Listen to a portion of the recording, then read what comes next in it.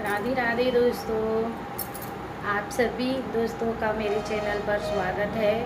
और दोस्तों, आज मैं आप सबके लिए ऋषि पंचमी के व्रत से जुड़ी हुई कथा और विधि और इसके फल लेकर के आई हूँ।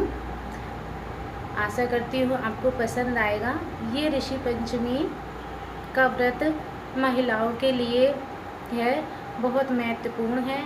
हम महिलाओं को यह व्रत ज़रूर रखना चाहिए, क्योंकि हम इस व्रत को जब रखते हैं तो हमें इसके कई नियम अपनाने पड़ते हैं।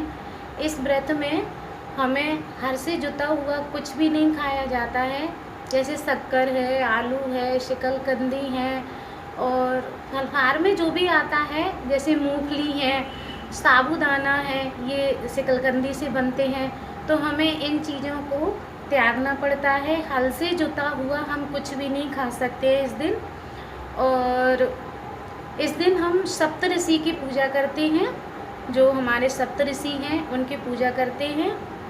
और इस दिन भैंस के दूध का उपयोग किया जाता है। हम फल फूल खा सकते हैं, जैसे केला है, पपीता है, सेब है, इस तरीके के मेवा में काजू है, पिस्ता है, इस तरीके की चीज़ें हम खा सकते हैं। और समा के जो दाने आते हैं हम उन से खिचड़ी बना सकते हैं, खीर बना सकते हैं।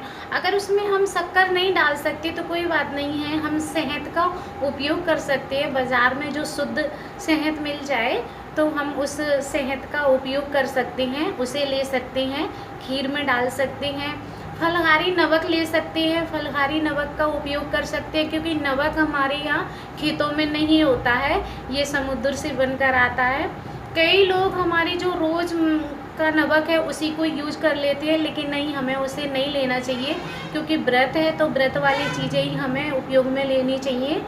तो हमें फलहार वाला नमक लेकर के खिचड़ी बना दे लेनी चाहिए।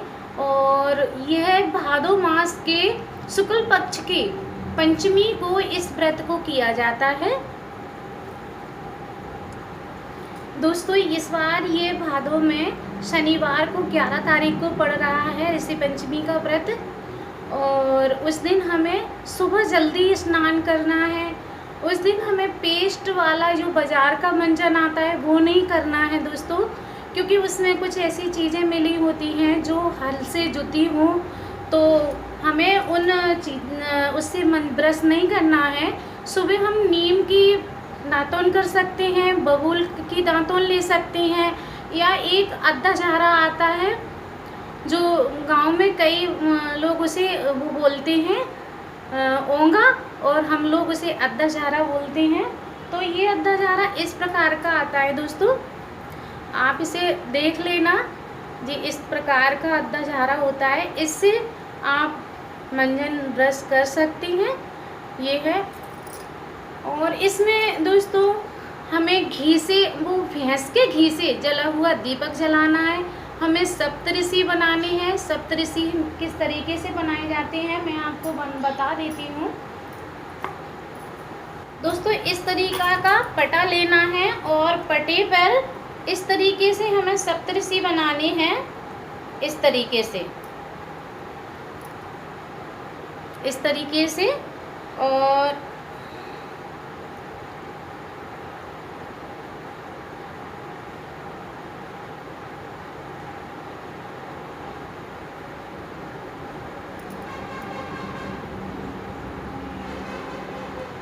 इस तरीके से हमें सप्तऋषि बनाने हैं। लाइन से पूरे 7 ऋषियों का आह्वान करना है। 7 ऋषियों को हमें इस तरीके से पटा पर बनाना है।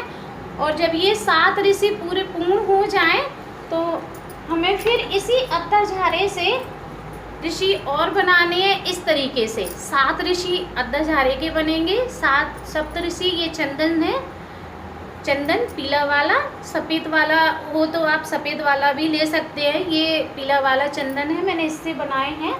और उसके बाद में आप दोस्तों, ये मौली है, मौली से इस तरीके से आप बांध करके और अद्धा झारे के भी आप सप्तऋषि बना सकते हैं।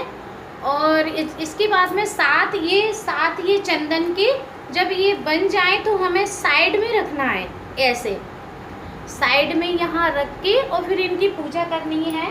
मैं जब पूजा करूँगी तो मैं आपको वीडियो जल्दी दे दूँगी, जल्दी अपलोड कर दूँगी आपके लिए, तो आप उस मेरी पूजा को देख करके आप पूजा कर लेना।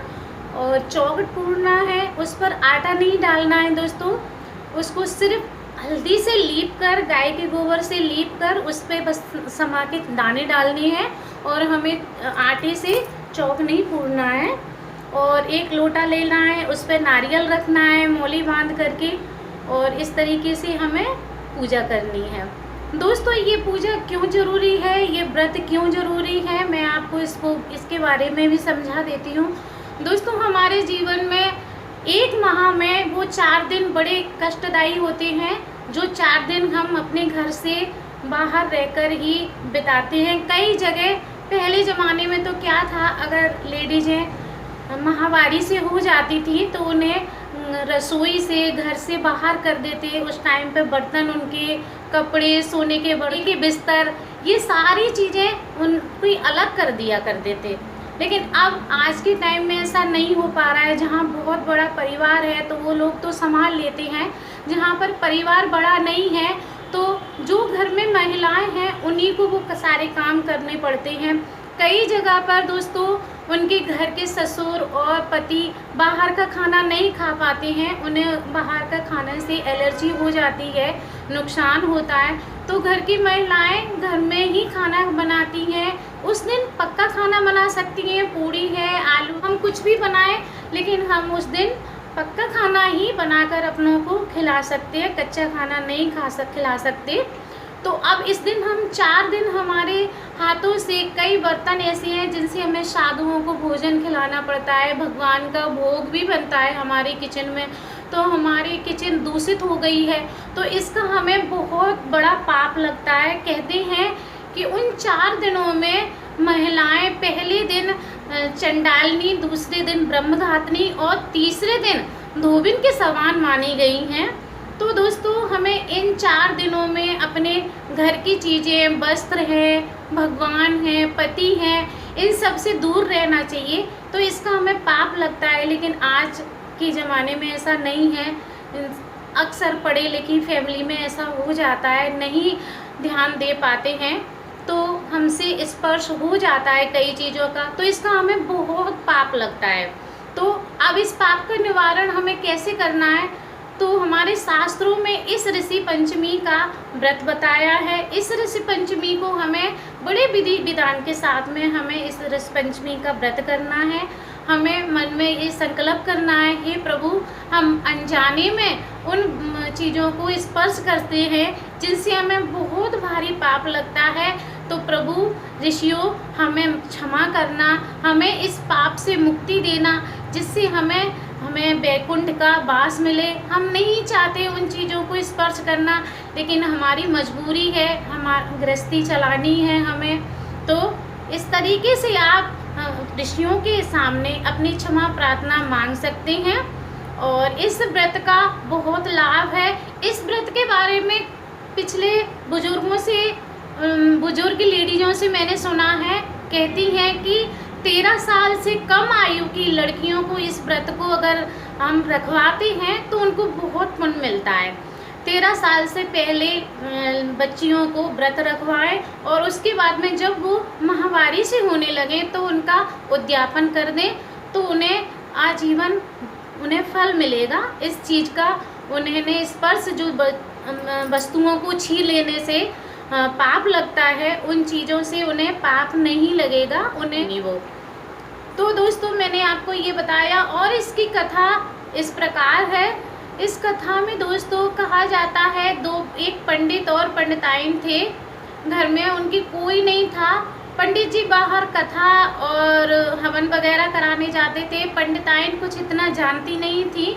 वो अपने उन 4 दिनों में जब वो माहवारी से होती थी तो उस टाइम पर वो सारे घर जो भी बर्तन हैं, खाने पीने की चीज़ है, पंडित जी की वस्त्र है, पहनने वाले, सोने वाले, सारी चीज़ों को स्पर्श कर दिया करती थी। वो जानती नहीं थी कि मतलब इनको हमें स्पर्श करना है या नहीं करना है। तो उन्हें बड़ा भारी दोष लगता था, पाप लगता था। जब बाहर से पंडित जी आते थे तो वो पानी पीने के लिए मांगते तो पंडिताइन पानी भी भर के उन्हें दे देती थी। और इस 4 दिनों में मतलब वो किसी चीज़ से दूर नहीं रहती थी, सारी चीज़ों से स्पर्श करती रहती थी। अब जब उनकी उम्र पूरी हुई तो मरे, तो उसके बाद में उनके पंडित जी को बैल का जन्म मिला और पंडिताइन को कुतिया का जन्म लेना पड़ा। और उनके जब जन्म हुआ कुतिया और बैल का, तो उन्होंने अपने पुत्र के ही घर में जन्म मिला। तो जब उन्हें जन्म मिला तो उनके पुत्र ने उस दिन उन्हें बैल को हल में जोत करके और सारे दिन उनसे काम कराया, द्वार पर बैठना, और बैल का काम है कि खेतों में काम करना। उस दिन श्राद्ध था तो उनकी बहू ने उनके लिए खीर बनाई थी, पंडित घर में आने वाले थे। लेकिन अकस्मात पंडिताइन जब नहाने चली गई, खीर चूल्हे पर रखा, सर्फ ने उस खीर को जूठा कर दिया। तो जब वो जूठा कर दिया, बाहर दहली पर बैठी हुई कुतिया उसको देख रही थी कि इस नासाफ ने मेरी बहू की खीर जूठी कर दी है। अगर मेरी बहू इस खीर को ऋषियों को खिलाती है तो इसे बहुत बड़ा पाप लगेगा। तो इस कुतिया ने सोचा क्यों ना इस पाप से अपनी बहू को मुक्त किया जाए। तो वो कुतिया ने जाकर के उस खीर को जूठा कर दिया। जब जूठा किया तो उस बहू ने देख लिया कि इस कुतिया ने खीर सारी जूठी कर दी है। तो उसने कुतिया को इतना मारा कि उसकी कमर तोड़ दी मार मार के। बेचारी रोती हुई बाहर निकल आई और उसने बहू ने वो खीर सारी फेंक दी। और फेंकने के बाद में दूसरी खीर बनाई। और शाम हुई तो जब बैल घर आए और उनका पति घर आया, बैल का बेटा, तो उन्होंने आपस में कुतिया और बैल आपस में बात कर रहे थे। पहले ज़माने में दोस्तों जब ये अपनी खटिया डाल के, चारपाई डाल के, तो बहू और बेटा पास में ही सो रहे थे और बैल और कुतिया आपस में बात कर रहे थे कि स्वामी हमारे ये कौन से पाप हैं जो हम इस योनि को भोग रहे हैं। आप हमें कौन से कर्म हैं जिन कर्मों के चलते हुए हम इन योनि को भोग रहे हैं। आज तो सारे दिन भूखी मर गई। मैंने एक सर्पनी ने घर की खीर को दूषित कर दिया था, झूठा कर दिया था। मैंने सोचा मेरी बहू को दोष लगेगा तो मैंने उस खीर को झूठा कर दिया, जिससे मेरी बहू ने उसे फेंक तो दिया लेकिन मेरी इतनी मार दी है कि मेरी कमर ही तोड़ डाली है। स्वामी मैंने ऐसा कौन सा दुष्कर्म किया था जिसके कारण मुझे यह फल भोगना पड़ रहा है। बैल बोले बेटे ने मेरे साथ हल में जोता है लेकिन मुझे खाने को कुछ भी नहीं दिया। श्राद्ध हमारा है लेकिन हमें भी खाने को कुछ भी नहीं मिला है। तो कुतिया बोली वही तो स्वामी मैं आपसे पूछ रही हूँ ऐसा क्या है। तो बैल ने कहा तो मैं बताता हूँ कि पिछले जन्मों में हम दोनों पंडिताइन थे, इसी घर में रहते थे। तुम्हें शायद याद ना हो लेकिन मुझे याद है कि हम जब इस घर में रहते थे और तुम उन महीने के 4 दिनों में सारी चीज़ों को स्पर्श कर दिया करती थी। जब तुम महावारी से होती थी तो सारी चीज़ों को स्पर्श कर लिया करती थी। उसी चीज़ों के चलते हुए हमें ये पाप लगा है। तुम कुतिया की योनि में हो, मैं बैल की योनि में हूँ और हमें आज सारे दिन कुछ भी खाने को नहीं मिला है और हमारे बहू बेटे ने हमें मारा और है। तो वहाँ उनकी बातों को उनकी बहू और उनका बेटा सुन रहा था। बड़े दुखी हुए दोनों कि देखो हम जिनका श्राद्ध कर रहे हैं, जिनको हम मान रहे हैं, आज वो बैल और कुतिया की योनि में है। तो उन्होंने अपने ऋषि मुनि और गुरु से पूछा, गुरुजी ऐसी बात है बताएं इस योनि से मेरे माता पिता कैसे मुक्त होंगे। तब उन्होंने उनको बताया महीने में शुक्ल पक्ष की ऋषि पंचमी को ऋषि पंचमी का व्रत माना जाता है। तो आप दोनों अगर विधि विधान के साथ में उस व्रत को करोगे और उसका उद्यापन करोगे और जब उद्यापन करते समय उसका फल अपने माता पिता को दोगे तो उनका फल उन्हें मिलेगा और वो अपने इस योनि से मुक्ति पाएंगे। तो उन्होंने बड़े विधि विधान के साथ में उन्होंने ये व्रत आरंभ किया और जब व्रत पूर्ण हुआ तो उद्यापन किया। उद्यापन करने के बाद में उसका फल उन्होंने अपने माता पिता को दिया और माता पिता को इस योनि से छुटकारा मिला। तो दोस्तों देखा हम इस व्रत से कई लाभ प्राप्त करते हैं। वैसे आज के टाइम में ये सब लोग बहुत तर्क करते हैं, तो तर्क की बात नहीं है। हमारे शास्त्रों में जो लिखा है वो पुराने ज़माने से जो चला आ रहा है, हमें वो निभाना चाहिए, करना चाहिए। यही हम महिलाओं का धर्म है और कर्म है, हमें ये पूर्ण करना चाहिए। क्योंकि हमें ये व्रत वगैरह अगर भगवान ने बनाए हैं तो हमें इन्हें पूर्ण करना चाहिए, हम महिलाओं को करना चाहिए ये व्रत। तो आशा करती हूँ आप सबको ये पसंद आया होगा। और दोस्तों, इसमें आप भैंस के दूध का ही उपयोग करें, इसमें घी जो आप दीपक जलाएं तो उसी का उपयोग करें, भैंस के दूध के घी का। इसमें गाय से जुड़े हुए कोई भी पदार्थ, कोई भी चीज़ ना लें, क्योंकि गाय से ही इसकी चीज़ें अब मतलब दूर करना है, अवॉइड करना है। इन चीज़ों को हमें नहीं लेना है, हमें बस भैंस की चीज़ से ही सारे काम बनाने हैं। तो दोस्तों, आशा करती हूँ आपको मेरी आज की ये वीडियो पसंद आई होगी। मेरी वीडियो आपको पसंद आए तो प्लीज़ मेरी वीडियो को लाइक करें, कमेंट करके ज़रूर बताएं। दोस्तों, आप एक कमेंट और लाइक देते हैं तो मेरा हौसला बढ़ता है और मैं एक नई कथा और नए भजन वगैरह बनाने की, वीडियो बनाने की मेरी इच्छा होती है। तो आप कमेंट करके ज़रूर बताएं, मुझे एक लाइक दे दिया करें और नए व्यूवर्स में आके मेरी नई वीडियो आपको मिल सके। राधे राधे, जय श्री कृष्णा। और आगे बताएं मुझे और आपके लिए क्या लाना है। तो जय श्री कृष्ण।